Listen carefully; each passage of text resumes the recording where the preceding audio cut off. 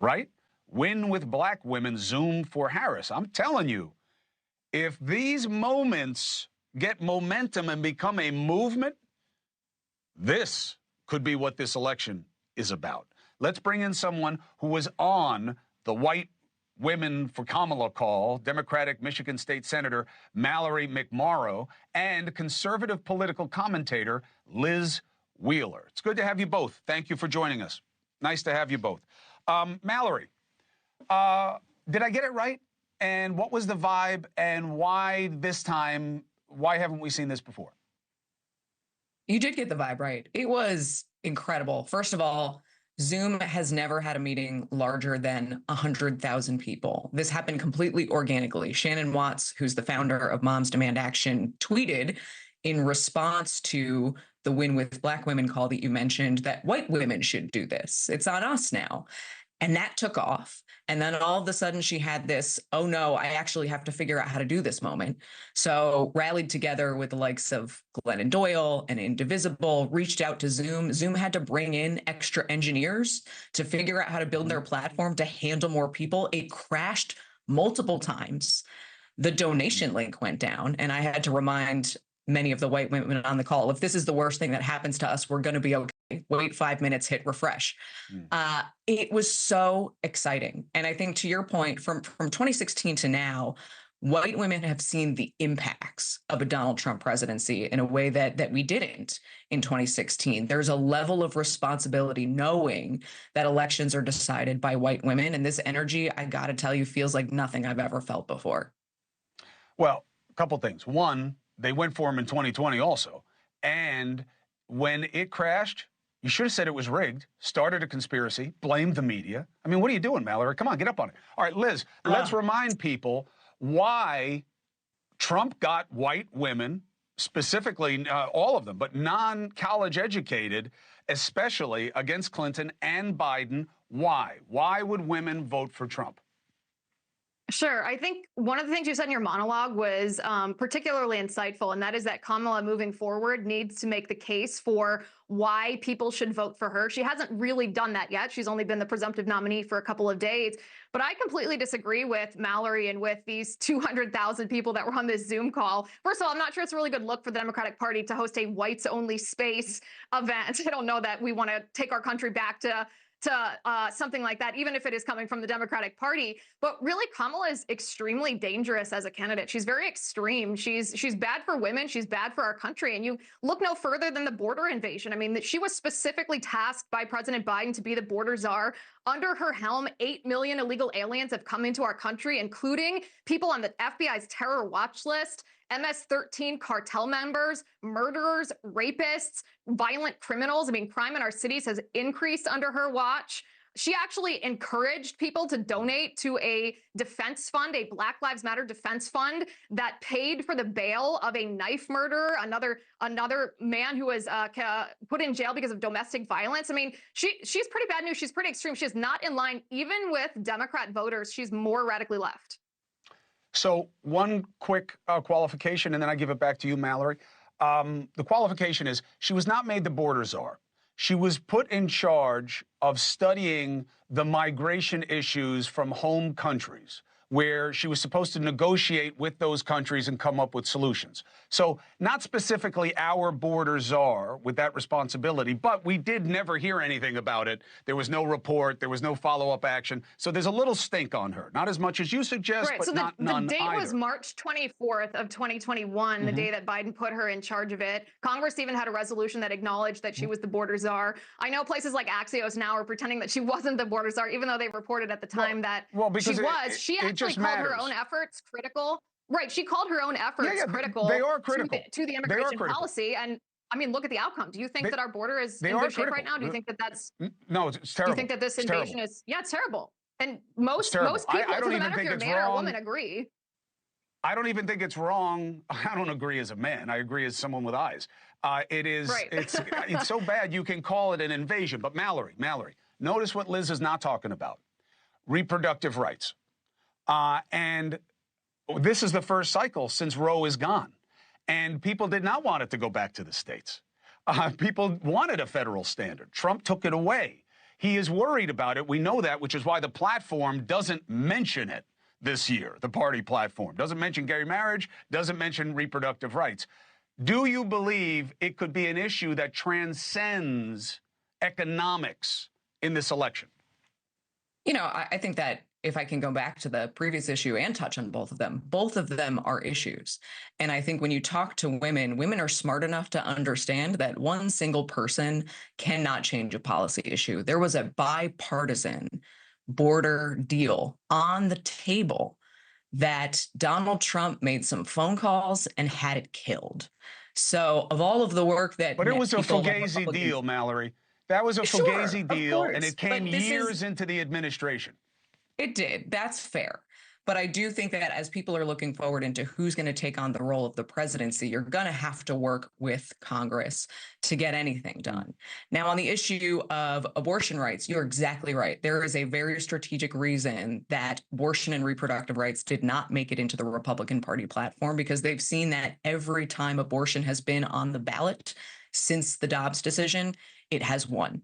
Here in Michigan, Proposal 3 in 2022, which effectively codified Roe in our state constitution, collected more signatures than any petition initiative in state history. And it was required by law to collect those signatures from every county. So this was rural areas. This was way up in the Upper Peninsula. This is West Michigan. This is Metro Detroit. This was the unifying issue. And I worked with organizers all around the state, deeply conservative. I was raised Catholic, who once Dobbs was gone, there were very real, very hard, honest conversations about how hard it is to get pregnant, to stay pregnant, and all of the many ways that a pregnancy can go wrong. And there was this universal agreement that we deserve these protections. I don't think you can underestimate how angry women still are about having a right taken away from us, about the government deciding, the Supreme Court deciding, no, you don't get the right to decide. We don't trust you to make your own decisions with your doctors. It's going to go back to the states. Well, the states, including Michigan, Kentucky, Ohio, are deciding, okay, we're going to play and we're going to take our rights back. And I think we're going to see that play out this November. Liz, how important do you think reproductive rights as a discussion is in this election, and what can Trump do to blunt what you're hearing now? Listen, there are 3 reasons why reproductive rights, as Mallory puts it, it's not actually a right to kill your unborn child. It's a heinous thing. But there are several reasons why these ballot races have been won when it comes to abortion. The first is the amount of money that's poured into state referendums. That makes a huge difference. It's basically a matter of who can raise the most money. And oftentimes that comes from donors, so it's not reflected by small dollar amounts. Those who raise the most money typically win. It also is incrementalism in these laws. When you go from 0 to 100, oftentimes any type of referendum fails. And then messaging. And messaging is where it's most important. It's where the Republican Party, including Donald Trump, has muffed it up. When we're talking about abortion, oftentimes the left uses these euphemisms like reproductive rights or access or healthcare. That's not what abortion is. And I would pose to both of you tonight to answer the question, what is abortion? What is an abortion procedure in the first trimester? It suffocates the unborn baby. What is an abortion procedure in the second? No, you cannot until I'm done. Go ahead. When Liz is done, I'll give it back to you, Mallory.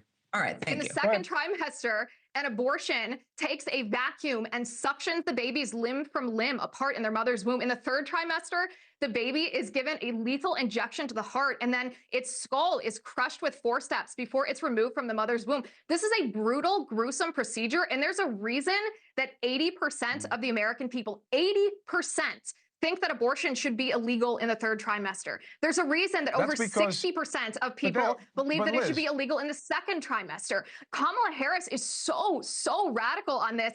And listen, both of you, I know, Chris, that you're Catholic. I know, Mallory, you said you were raised Catholic. You know that life begins at conception. You know these are human beings with value and dignity. Hold on. They deserve better. They deserve their right to life. Liz, I hear you. I get the argument. Just to be clear, my faith is not and should not be the law of the land in a secular society. Okay, what I was raised to believe, that's on me. That's for me and whoever I'm with. That's for me with my kids.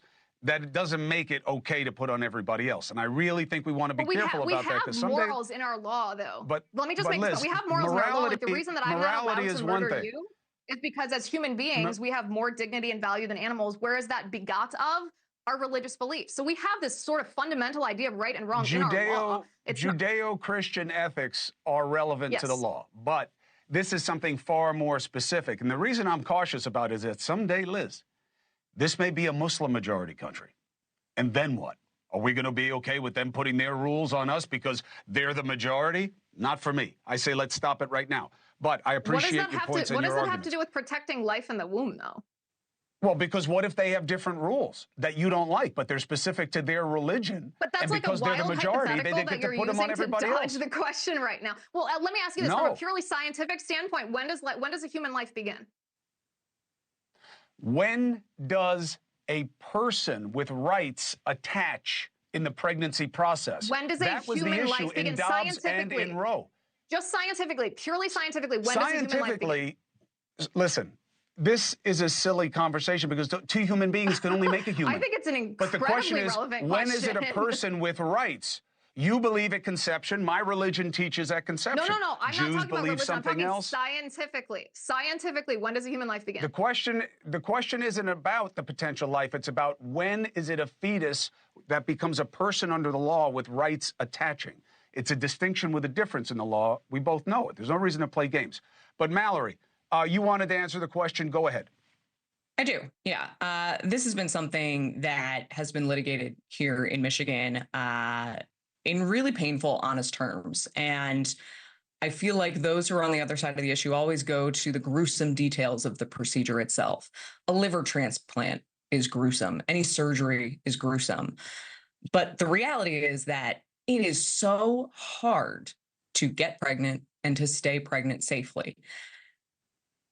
The idea that we as the government, and why these ballot initiatives have gone the way that they have gone, would pick an arbitrary date that we decide, that the government decides that you can no longer terminate a pregnancy, creates this reality. I had constituents, and I've shared their story on the floor, who got married a year into their marriage, got pregnant, were thrilled, wanted to have a baby. Everything was going really well until the 20-week appointment, when they got the diagnosis that the collagen simply wasn't developing. There were no bones.